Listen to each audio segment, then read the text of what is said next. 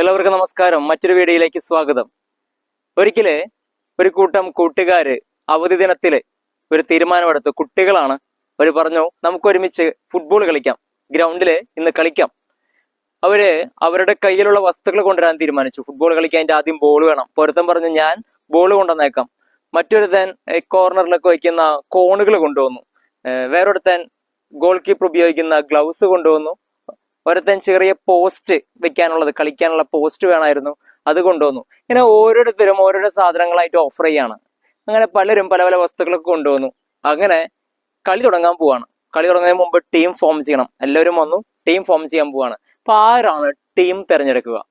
ഉടനെ തന്നെ ടീം തിരഞ്ഞെടുക്കുന്ന സമയമായി ഒരുത്തൻ പറഞ്ഞു, നമ്മുടെ കൊണ്ടുവന്ന വസ്തുക്കളിൽ ഏറ്റവും പ്രാധാന്യം അർഹിക്കുന്ന വസ്തു കൊണ്ടുവന്നവൻ ആരാണോ അവനാണ് ടീം സെലക്ട് ചെയ്യുക. അതുകൊണ്ട് അവൻ പറഞ്ഞു, ഫുട്ബോളിനാണ് ഏറ്റവും കൂടുതൽ പ്രാധാന്യം, ഞാനാ ബോൾ കൊണ്ടുവന്നത്, അപ്പൊ അതുകൊണ്ട് ഞാൻ ടീം സെലക്ട് ചെയ്യാം. അപ്പോ പോസ്റ്റ് കൊണ്ടുവന്നാൻ പറഞ്ഞു, പോസ്റ്റിലുണ്ടെങ്കിൽ ഇനി ഗോൾ അടിക്കുക, അതിനല്ലേ ഏറ്റവും കൂടുതൽ പ്രാധാന്യം. അപ്പൊ ഇങ്ങനെ ഓരോരുത്തരും അവനവൻ കൊണ്ടുവന്ന വസ്തുക്കളുടെ പ്രാധാന്യം പറയാൻ തുടങ്ങി. അപ്പൊ അവർ വിചാരിച്ചു, അങ്ങനെയാണെങ്കിൽ നമുക്ക് ഏറ്റവും പ്രാധാന്യമുള്ള വസ്തു ഏതാണെന്ന് തീരുമാനിക്കണം.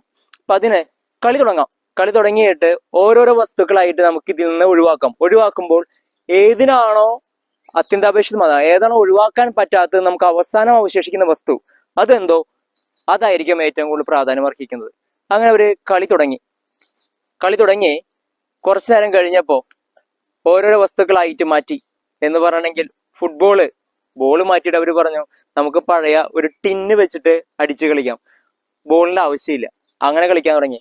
കുറച്ച് കഴിഞ്ഞപ്പോൾ ഫുട്ബോളിന്റെ പോസ്റ്റ് ആവശ്യമില്ല. കാരണം എന്താ, അവിടെ 2 കുറ്റി അടിച്ചു വെച്ചാൽ മതി, അതിന്റെ ആവശ്യമേ ഉള്ളൂ.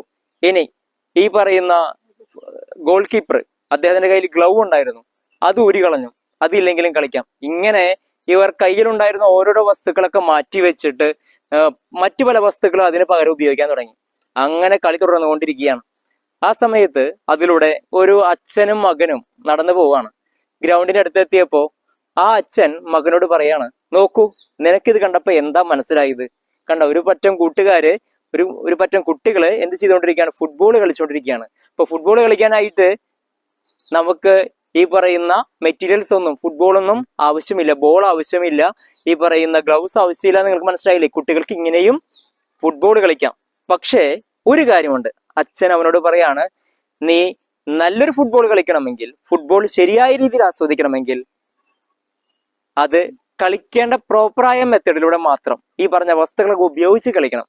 എന്നാൽ മാത്രമാണ് നിനക്ക് അഭിവൃദ്ധി ഉണ്ടാവുള്ളൂ. നിന്റെ സ്കില്ല് ഇമ്പ്രൂവ് ചെയ്യണമെങ്കിൽ, നീ നല്ലൊരു ഫുട്ബോളർ ആകണമെങ്കിൽ, നീ ഫുട്ബോൾ എന്ന് പറയാ ഗെയിമിൽ നിനക്ക് നിന്റെ സ്കില്ല് ഇമ്പ്രൂവ് ചെയ്യണമെങ്കിൽ നീ തീർച്ചയായും ഈ പറയുന്ന വസ്തുക്കളൊക്കെ ഉപയോഗിച്ചിട്ട് വേണം കളിക്കാനായിട്ട് എന്ന് അച്ഛൻ അവരോട് പറഞ്ഞു. അതുകൊണ്ട് ഒരിക്കലും ഈ കളിക്കുന്ന കുട്ടികള് അവരുടെ സ്കില്ല് ഇമ്പ്രൂവ് ചെയ്യാൻ പോകുന്നില്ല, അവർക്ക് കളിക്കാം എന്നേ കാര്യമുള്ളൂ.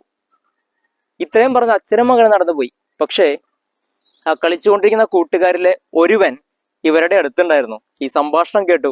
ഉടനെ അവനെ ഓടിച്ചെന്ന് കൂട്ടുകാരോട് പറഞ്ഞു, ഇതാ വഴിയിലൂടെ പോയ 2 പേര് ഇങ്ങനെയാ സംസാരിച്ചത്, നമ്മൾ കളിക്കുന്നത് ഒരു പ്രോപ്പർ ഫുട്ബോൾ അല്ല, ശരിയായ കളിയല്ല, കളിക്കുന്നേ ഉള്ളൂ. അവർ പറഞ്ഞത് ഇങ്ങനെയാണ്, നമ്മൾ ഒരിക്കലും നമ്മുടെ സ്കില്ല് ഡെവലപ്പ് ചെയ്യാൻ പോകുന്നില്ല, കാരണം നമ്മൾ കളിക്കുന്നത് ശരിയായ രീതിയിലല്ല. ഉടനെ തന്നെ അവർ തീരുമാനിച്ചു, അങ്ങനെയെങ്കിൽ നമുക്ക് നമ്മുടെ ഈഗോ മാറ്റിവെക്കാം. ഞാൻ എന്ന ഭാവം, ഞാൻ കൊണ്ടുവന്നതാണ് ഏറ്റവും നല്ലത്, ഞാനാണ് ശരി. അവരവരുടെ വ്യക്തിപരമായ സന്തോഷങ്ങൾ, വ്യക്തിപരമായ അഹങ്കാരമൊക്കെ മാറ്റി വെച്ചിട്ട് ഉടനെ എല്ലാ വസ്തുക്കളും തിരികെ കൊണ്ടുവന്നു. ഫുട്ബോൾ കൊണ്ടുവന്നു, ഗ്ലൗസ് കൊണ്ടുവന്നു, മാർക്കിംഗ് നടത്തി. ഇതൊക്കെ കഴിഞ്ഞിട്ട് അവർ വീണ്ടും കളി ആരംഭിച്ചു.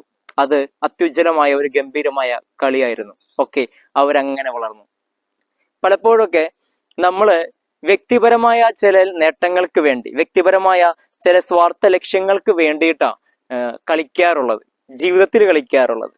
ആ ലക്ഷ്യങ്ങൾ, വ്യക്തിപരമായ ലക്ഷ്യങ്ങളൊന്ന് മാറ്റിവെച്ചാൽ, ഒരു ടീം എന്ന രീതിയിൽ കളിക്കുമ്പോൾ ആ ടീമിന് വേണ്ടി കളിച്ചാലേ കാര്യമുള്ളൂ. എന്ന് പറഞ്ഞ ജീവിതത്തിൽ, ഓഫീസിലാണെങ്കിലും ജോലി മേഖലയിലാണെങ്കിലും നമ്മുടെ പ്രവർത്തന മണ്ഡലങ്ങളിലാണെങ്കിലും വ്യക്തിപരമായ താല്പര്യങ്ങൾക്ക് വേണ്ടി പ്രവർത്തിക്കുമ്പോൾ അവിടെ ഒരു അപകടം ഉണ്ടാകുന്നുണ്ട്. അതുകൊണ്ട് ഈഗോ മാറ്റി നിർത്തുക, എങ്കിലേ നമുക്ക് പ്രൊമോഷൻ ഉണ്ടാവുകയുള്ളൂ. ഈഗോ മാറ്റി വെച്ചാലാണ് നമ്മുടെ ലൈഫിൽ നമുക്ക് അഭിവൃദ്ധി ഉണ്ടാവുകയുള്ളൂ. അപ്പൊ അതുകൊണ്ട് ഒരു വലിയൊരു ലക്ഷ്യത്തിന് വേണ്ടിയിട്ട്, കോമൺ ആയിട്ടുള്ള ലക്ഷ്യത്തിന് വേണ്ടി, എൻ്റെ വ്യക്തിപരമായ ലക്ഷ്യത്തിന് വേണ്ടിയിട്ടല്ല, ഒരു പൊതു നന്മയ്ക്ക് വേണ്ടി പ്രവർത്തിക്കാനായിട്ട് നമുക്ക് എല്ലാവർക്കും സാധിക്കട്ടെ. അതിന് സാധിക്കണം എന്ന് ആശംസിച്ചുകൊണ്ട് നിർത്തുന്നു. Thank you.